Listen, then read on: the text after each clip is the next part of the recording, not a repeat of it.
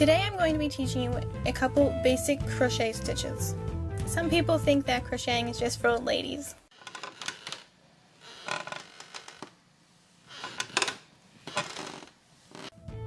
But really anyone can do it. And crocheting can actually help to reduce stress and help someone to better cope with an illness.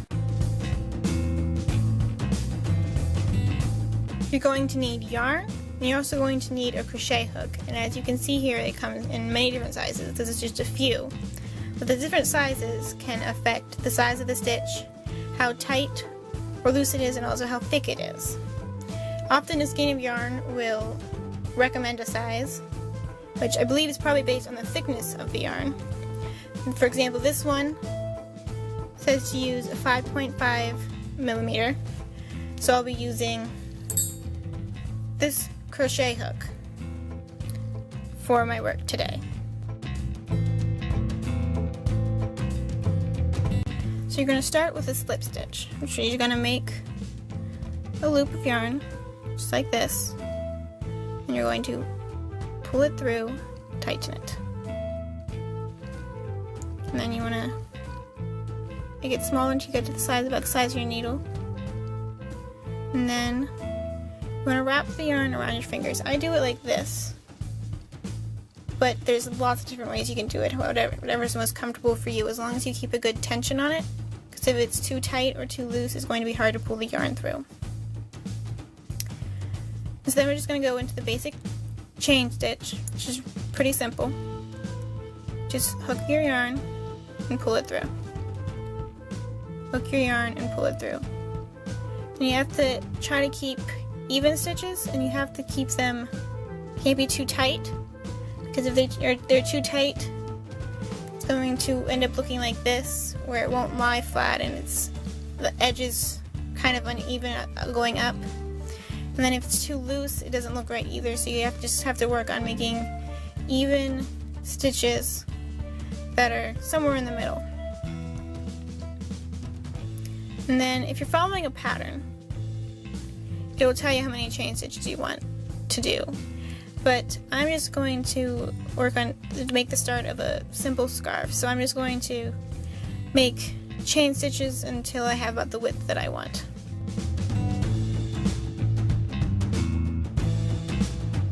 That's probably about pretty good. So then we're just going to go, I'm going to take you straight into the single stitch. So I'm going to turn it around, and then you want to skip the first stitch behind the loop on your needle, and you want to go into the second stitch here.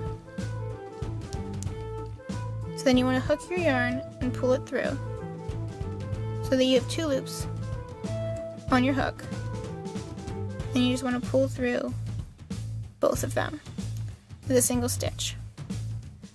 Go through right here, so you have two. Pull through just the first one, so you still have two. And then you pull through both, so you're down to one again. And then you're just going to do this all the way down to the end of your chain.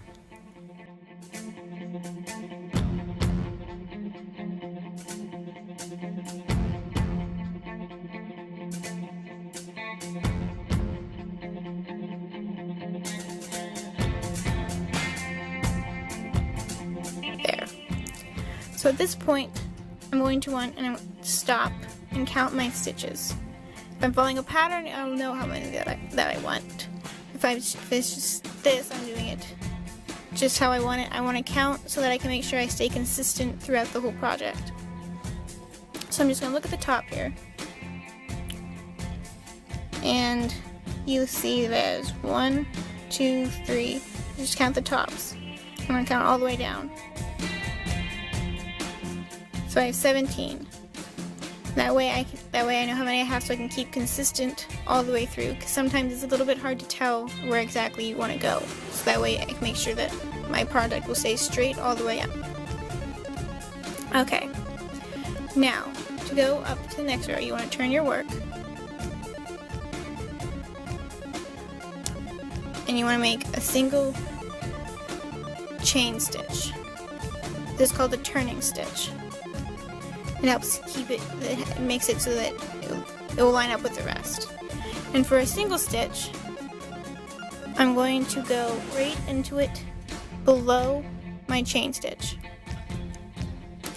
Now you can see there's two different loops. I was taught to go through one, but you can go through both or the back one. Sometimes it depends on the pattern or just your preference. If you go through both, it'll just end up being like this. Whereas if you just go through one, you'll notice this line down the center here. It's going to look like that, and then the next row is going to be on the opposite side. So it just depends on your preference and how you want your project to look. So I'm going to go right under here, and for this one I'm going to go through both.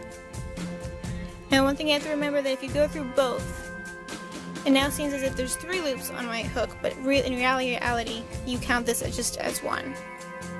So I'm going to hook it through that one. So I have 2 on my hook, and then hook it through both.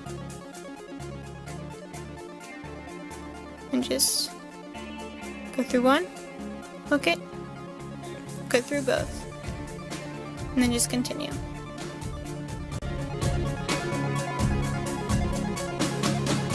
Okay, so now I'm going to show you double crochet stitch. Again, you're going to want to start with your chain, and then turn your work this way, and then I want to make a loop on my chain, so that on my hook, so that I'll have 2. And then instead of skipping just one this time, we're actually going to skip the first 2 and go into the third, so that I have 3 loops on my crochet hook. So then I'm going to pull through 1, so I still have 3. Pull through 2, so I'm down to 2, and then pull through the last 2. I'm going to make a loop,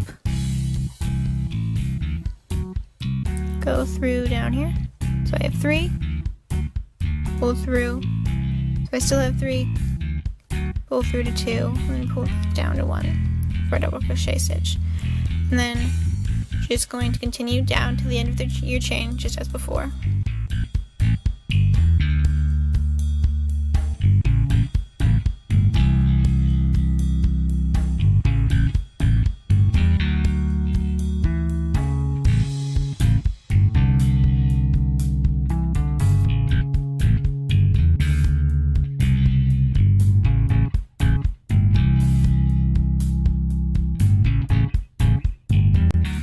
So at the end, again, we're going to want to stop and count. Just like the single stitch, we're going to count the tops. So I have 1, 2, 3. For this one I have 16. That will help me stay consistent throughout my whole project. So then I'm going to turn my work. And for a double crochet, we're going to make 2 chain stitches for our turning stitch. Make a loop, and then unlike the single stitch, we're not going to go through the one right under our turning stitch.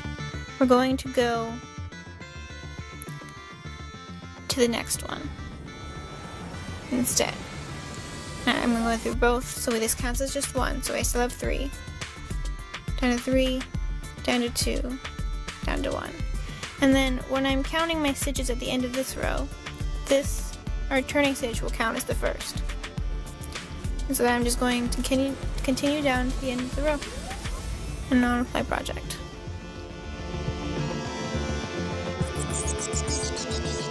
Okay, so lastly I'm going to show you the triple crochet stitch. So I'm going to start by making 2 loops on my crochet hook so that I have 3.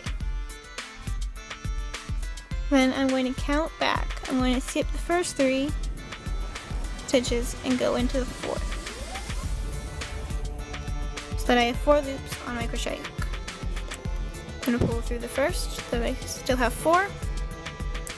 Pull through the first 2, so I'm down to 3.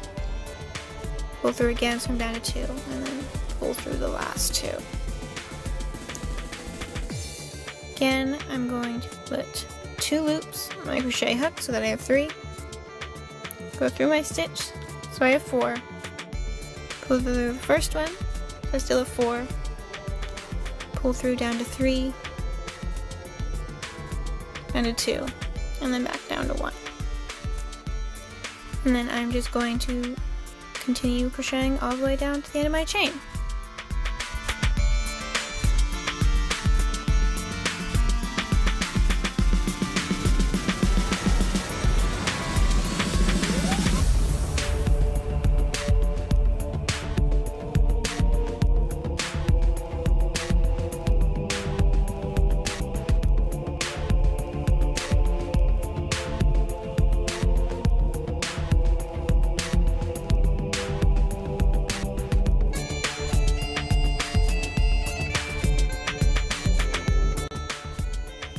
Okay, so now that I reached the end of my chain, I'm going to go back and count. And I can't count the top like I did for the single and double, but it might just be easier to count the upright stems because it's a little bit easier to see. So I have 1, 2, 3.